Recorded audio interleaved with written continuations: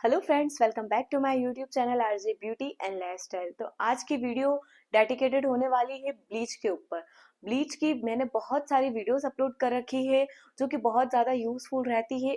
तो ऐसे ऐसे कमेंट्स आते हैं जिनको रीड करके बहुत जो कि मतलब मैं उनके कमेंट्स रीड करती हूँ ब्लीच से किस तरीके से वो अपनी स्किन को खराब कर देते हैं। तो वो सारे कमेंट्स को मैं आज यहाँ पे कुछ कमेंट्स का मैं यहाँ पे आंसर करने वाली हूँ जो कि आप सबके लिए बहुत ज़्यादा यूजफुल होगा। क्योंकि ब्लीच एक ऐसा प्रोसेस होता है जिसको अगर हमने थोड़ी सी भी गलती कर दी करने में तो हमारी स्किन पूरी तरीके से डैमेज हो सकती है। बहुत ही मतलब कि हाई लेवल पे होता है जिसे रिकवर करना बहुत मुश्किल होता है। ब्लीच से जो पैचेस पड़ जाते हैं वो ठीक नहीं होते, जो स्पॉट्स आ जाते हैं वो जल्दी गायब नहीं होते हैं। तो ब्लीच करते टाइम हम छोटी छोटी सी भी गलतियां कर देते हैं जो कि हमारी स्किन पे बहुत ही बड़ा डैमेज और नुकसान दे देती है। तो उन गलतियों से कैसे बच सकते हैं, ब्लीच करने के बाद में कौन सी ऐसी स्टेप्स है जो हमें नहीं करनी चाहिए और ब्लीच करने से पहले कौन से स्टेप्स है जो हमें नहीं करनी चाहिए, वो मैं आपको इस वीडियो में बताने वाली हूँ। तो जो कमेंट्स आए हैं, जो आपके डाउट्स रहते हैं, उन्हीं का आज मैं रिप्लाई करने वाली हूँ। तो वीडियो को एंड तक देखना। तो चलिए वीडियो शुरू करते हैं। Can we apply moisturiser after bleach? तो जी हाँ, ब्लीच करने के बाद में आपको अपनी स्किन को बहुत ही अच्छे से मॉइस्चराइज रखना होता है। मॉइस्चराइजर एंड सनस्क्रीन, ये दोनों प्रोडक्ट ऐसे हैं जो कि ब्लीच करने के बाद में आपको मस्ट है यूज करने ही करने हैं। क्योंकि ब्लीच करने के बाद में ना समटाइम्स स्किन ड्राई हो जाती है एंड उसके बाद में अगर आपने अपना स्किन केयर अच्छे से नहीं किया तो आपकी स्किन बहुत ज्यादा ड्राई हो सकती है। इसलिए ब्लीच करने के बाद में हमें मॉइस्चराइजर एंड सनस्क्रीन यूज करनी चाहिए। फेस पैक लगाने के बाद लगा सकते हैं क्या ब्लीच फेम?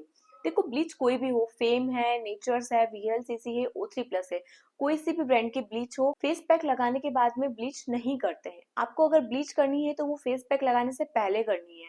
क्योंकि ब्लीच करने के बाद में हमारी स्किन पे अगर हम कोई भी प्रोडक्ट लगाते हैं तो वो इतना जल्दी रिएक्ट नहीं करता है। बट वहीं पे अगर हमने कोई भी फेशियल ले लिया है, फेस पैक करा है, स्क्रब करा है एंड उसके बाद में अगर आप ब्लीच लगाओगे तो आपकी स्किन पे वो रिएक्ट कर सकती है, आपको किसी भी तरीके का रिएक्शन हो सकता है, स्किन पे रेडनेस आ सकती है। तो आपको अगर ब्लीच करनी है तो आप फेस पैक, स्क्रब, मसाज इन सबसे पहले ब्लीच करो। और अगर फिर भी आपको ब्लीच करनी ही है तो अगर आपने फेशियल या फिर फेस पैक, स्क्रब कुछ भी किया है तो एटलीस्ट 1 से 2 दिन का गैप तो आपको रखना है। ब्लीच के बाद स्टीम ले सकते हैं। अगर आप फेशियल करवा रहे हो तो फेशियल करने से पहले हम ब्लीच करते हैं। तो ब्लीच करने के बाद में आपको स्क्रब होता है, तो जब हम स्क्रब करते हैं तो इन बिटवीन वहां पे हम स्टीम देते हैं। तो अगर आप ब्लीच करने के बाद में फेशियल करवा रहे हो तो आप स्टीम ले सकते हो। बट अगर ब्लीच करने के बाद में आप ओनली स्टीम लेने वाले हो और उसके बाद में फेस पैक नहीं लगाने वाले हो तो इस तरीके से स्टीम नहीं लेनी होती। ये गलत तरीका होता है स्टीम लेने का। क्योंकि जब हम स्टीम लेते हैं तो हमारे पोर्स ओपन हो जाते हैं। तो उसे फिर से क्लोज करने के लिए हमें वहां पे प्रॉपर स्किन केयर करना होता है, फेस पैक, स्क्रब, मसाज करनी होती है। तो अगर आप ये सारे स्टेप्स फॉलो कर रहे हो तो आप ब्लीच करने के बाद में स्टीम ले सकते हो। फेशियल हेयर रिमूव करके लगा सकते हैं क्या? फेशियल हेयर रिमूव करने के बाद में ब्लीच हम नहीं कर सकते हैं। एंड सेकंड, वो डिपेंड करता है कि आपने क्या स्टेप फॉलो किया है फेशियल हेयर को क्लीन करने की। अगर आपने वैक्स यूज करी है तो आप ब्लीच नहीं कर सकते हो। अगर आपने पाउडर वैक्स यूज करी है तो भी आप ब्लीच नहीं कर सकते हो। एंड अगर आपने रेजर यूज किया है तो वो डिपेंड करता है आपकी स्किन कैसी है, तो उसके अकॉर्डिंग आप फिर ब्लीच कर सकते हो। ब्लीच करने से पहले कोई भी फेस वॉश से फेस को धो के ब्लीच करना है क्या? जब भी हम ब्लीच करते हैं ना तो हमारी स्किन बिल्कुल क्लीन होनी चाहिए, किसी भी तरीके की डर्ट नहीं होनी चाहिए स्किन पे।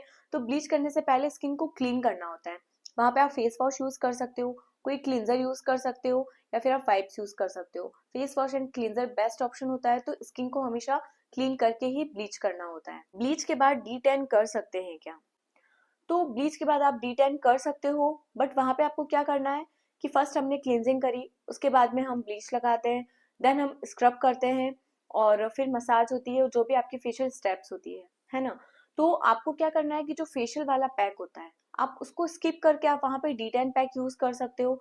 तो आप दोनों प्रोडक्ट एक साथ में यूज कर सकोगे। एक्ने के ऊपर ब्लीच कर सकते हैं क्या?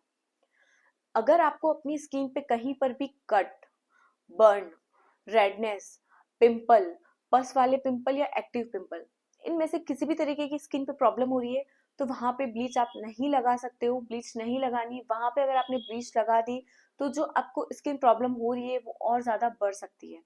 तो ये सारी प्रॉब्लम्स अगर स्किन पे है तो वहां पे आपको ब्लीच नहीं लगानी है। ब्लीच से मेरा रंग और काला हो गया है। देखो, जनरली ना ऐसा नहीं होता है। ब्लीच हमारा जो स्किन टोन होता है ना उसको वो एक टोन लाइट कर देता है।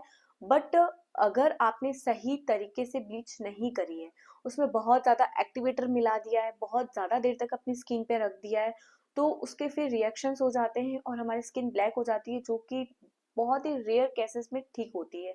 तो ब्लीच ना बहुत केयरफुली करनी होती है।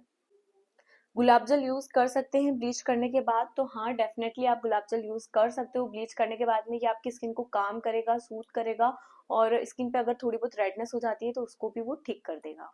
शादी में जाना है, मेकअप करने से पहले ब्लीच कर सकते हैं क्या?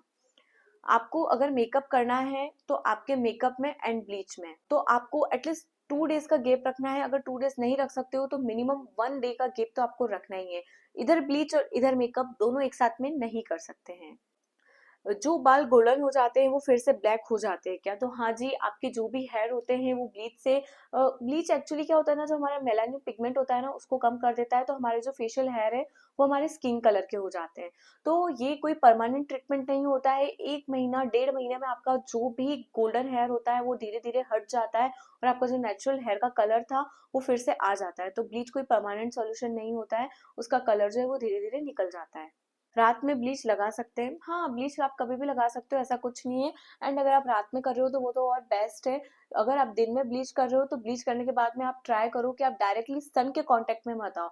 अब इससे मेरा ये मतलब नहीं है कि ब्लीच करवाने अगर आप कहीं बाहर गए हो तो बाहर धूप में तो आप जाओगे। आप धूप में जा रहे हो तो मेक श्योर आप सनस्क्रीन लगा लो एंड अपने फेस को पूरा कवर कर लो, ताकि जो सन की रेज है वो डायरेक्टली आपकी स्किन पे नहीं जाए। अगर एक बार ब्लीच कर ली और 2-3 मंथ तक अगर ब्लीच नहीं करेंगे तो फेस खराब हो जाएगा क्या? Please reply. तो डियर ऐसा बिल्कुल नहीं है। ब्लीच को वैसे भी हमें बहुत ज्यादा यूज नहीं करना होता है, बहुत ही फ्रिक्वेंटली हमें ब्लीच नहीं यूज करनी होती है। ब्लीच को 2 से 3 महीने के बाद में ही हमें फिर से अप्लाई करना होता है, और हो सके तो जितना हो सके उतना हमें ब्लीच को अवॉइड करना चाहिए। बहुत ही रेयर केसेस में आपको ब्लीच करनी चाहिए। ब्राइड्स को मैं सजेस्ट करूंगी कि आप ब्लीच ले सकते हो, क्योंकि ब्लीच से ही हम हमारे फेशियल हेयर को कवर कर सकते हैं, अदरवाइज आपको रिमूव करवाने होते हैं। तो ब्राइड्स को सजेस्ट कर सकते हो ब्लीच के लिए। बाकी ऐसे नॉर्मली हमें बहुत ज्यादा ब्लीच नहीं करनी चाहिए। ये कुछ कॉमन क्वेश्चंस थे जिनका मैंने रिप्लाई दिया। ये तो कुछ क्वेश्चंस थे, इतने सारे कमेंट्स मुझे आते हैं ब्लीच से रिलेटेड, तो कुछ कमेंट्स थे जिनका मैंने यहाँ पे रिप्लाई दिया है। मैं ट्राई करूंगी कि मैं किसी और वीडियो में और भी इस तरह के कमेंट्स का रिप्लाई दूं। अगर आप चाहते हो कि इसी तरह के और भी डाउट्स को मैं लेके आऊं ब्लीच से रिलेटेड, वैक्स से रिलेटेड, तो आप मुझे कमेंट करना, मैं डेफिनेटली आपके साथ में शेयर करूंगी आपको क्या क्या डाउट्स रहते हैं, आपको ब्लीच के बारे में क्या नहीं पता है, क्या आप जानना चाहते हो। तो उसके लिए आप मुझे कमेंट करना, मैं डेफिनेटली उसके ऊपर वीडियो बनाऊंगी। एंड मैं कोशिश करूंगी कि ज्यादा से ज्यादा मैं रिप्लाई कर सकूं। या ये वीडियो अगर आपको अच्छी लगी हो तो वीडियो को लाइक कर देना, चैनल को जरूर सब्सक्राइब कर देना इसी तरह के और भी वीडियोस देखने के लिए।